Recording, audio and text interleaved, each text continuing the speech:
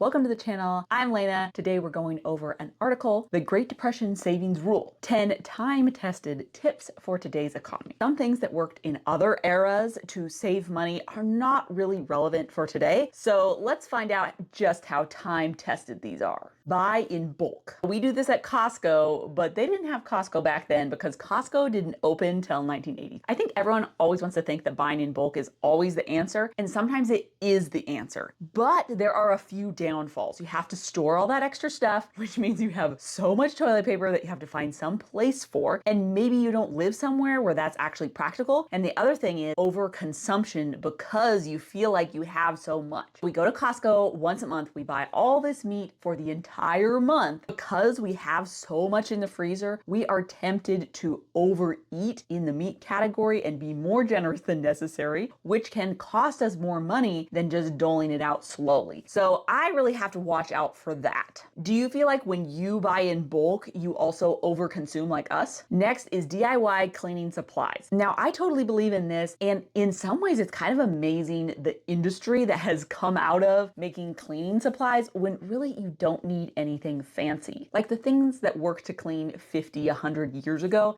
they still work. Baking soda still works, vinegar still works, dish soap still works. It's not like we need some new special formula. So when we're buying those cleaners with the million ingredients and the brand new claims, that's just costing us a lot of money and it's not necessarily doing a better job. Next is use everything in your pantry. We can have more buildup in our pantry than we think, and then all those things just sit on the shelf and we're not actually using them or eating them, and then maybe they expire and then we can't use them, and then that was just wasted. One of the ways that you could deal with this is like a shelf timber or something like that. So you pick some month and your goal is to only eat out of your pantry or have a very limited fresh food budget so that you're only eating down your pantry so that every single year or every so often it's getting all the way used up. Next is to grow your own food. I live in a community where this is more and more of a thing. People are having their own chickens, they're growing their own things, they're having their own livestock, they're having their own goats that they milk for their goat's milk, all the things. So if this is something you enjoy or it has some special value to you, that totally makes sense. But for me, it's all about the time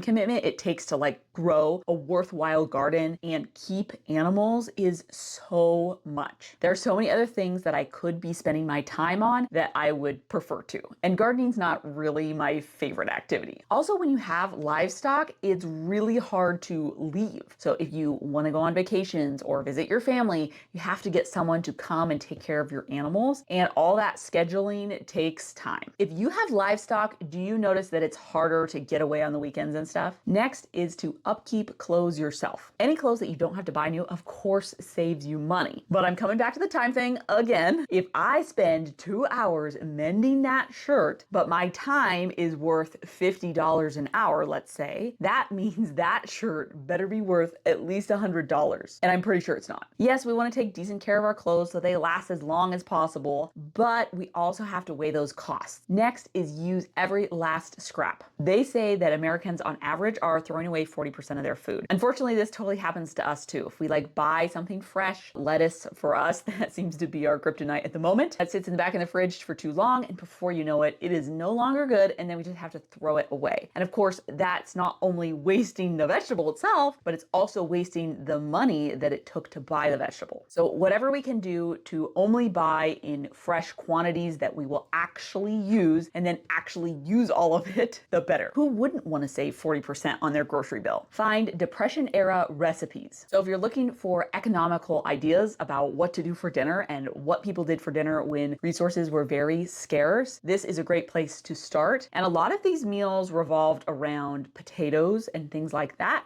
are still decently inexpensive and didn't necessarily revolve around meat. And that gets into a whole nother field altogether, but when we can stretch our meat or use beans instead or have a waffle night instead of eating meat every single night, we can definitely save ourselves some money. Use less energy. Have you noticed that your energy bill has gone up a lot in the last few years? This has definitely been true for us, and this is really painful, especially during those cold winters. And like, I did not want to pay that much for heat. I do like being warm, but so whatever we can do to even turn down the thermostat a few degrees or grab a blanket first before turning off of the thermostat help. We also try to keep, different rooms in our house at different temperatures in a way. Like if we're not using a certain room a lot, we turn the heat way down in there, not so it will freeze in there, but a lot lower. So we're not paying to heat a room that we're not using all the time or no one's sleeping in or stuff like that. Pay for everything in cash. This is an interesting one because this is the Dave Ramsey line. If you do pay for everything in cash,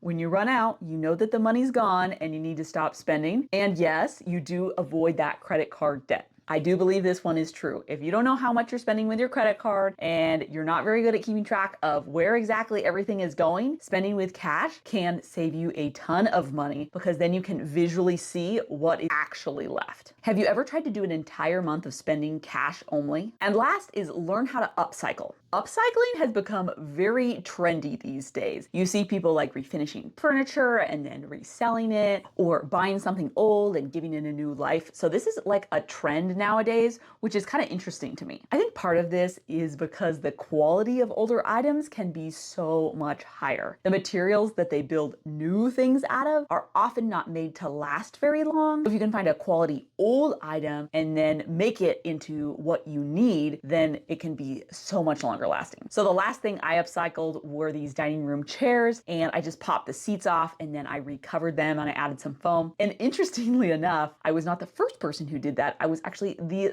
third person who did that. So when I started taking off the layers off the chairs, other people had already reupholstered the chairs. Do you think upcycling ends up being worth the time? If you enjoyed this list and this video, be sure to like and subscribe, and I hope to see you in the next one. Bye for now.